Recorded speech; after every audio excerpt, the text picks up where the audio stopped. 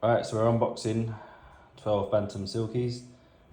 These are replacement eggs that I got because I had a poor hatch rate, and the seller offered to send me 12 eggs more when I counted them at day 10.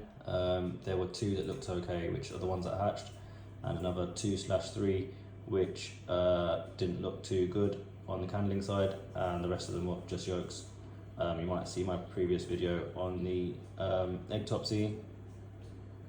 So yeah, packaged in a cardboard box. Looks like it's in reasonable shape from the outside. One slight bit squashed there, but hopefully it doesn't affect the eggs. Okay, so well packed. Got a little note inside.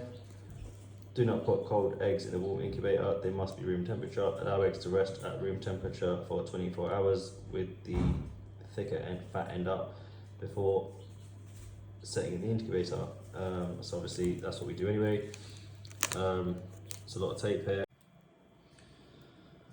So inside we have 2 poly boxes, polystyrene boxes, which obviously have the egg indentations cut out and already designed for egg shipping.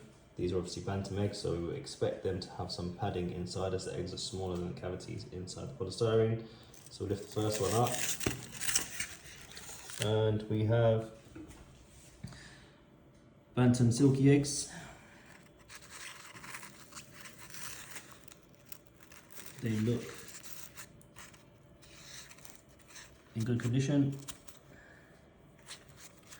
Check them all individually for any cracks or damage. As you can see, these are packed slightly. There's a little bit of wiggle room with tissue on the top and bottom. That's the next batch there. 12 eggs altogether from this seller. Again, these are quite small eggs because they're from Bantams, and some of them are quite small Bantams. All of these eggs look in good condition. Just checking them all as we go. No cracks. The shells all seem to be good quality, and we will leave these to sit on lockdown. Yeah, there are some slight differences in colour in the eggs, which is probably due to the different individual hens. So what I like to see generally on eggs is a surface. I don't know if you can tell from the video yet, but this one's got a little bit of a rough end on the top. I don't know if it does or doesn't make a difference, but I just like to note what the quality of the eggs are like.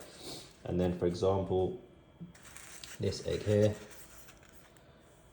that one's got a lot more of a kind of shiny surface, which to me feels like a good quality egg. Not to say that the other ones aren't, but for example, these white ones, they have a little bit of a rough top. And this slightly more translucent shells. This one here, nice quality, good shape, very symmetrical.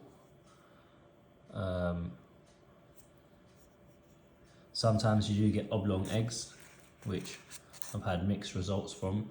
I've had chicks perfectly hatch out of them, meaning that the egg sometimes, where you can tell this one clearly has a thinner end and a wider end, sometimes they have like a elongated shape, and they're not consistent with that shape. And you can't tell as much which one's the thicker end or the wider end and the pointy end. So we store these point down 24 hours. These will join the other eggs, and we should have 24 Bantam Silkies and then some slightly bigger than Bantam Silkies going into the incubator in 24 hours.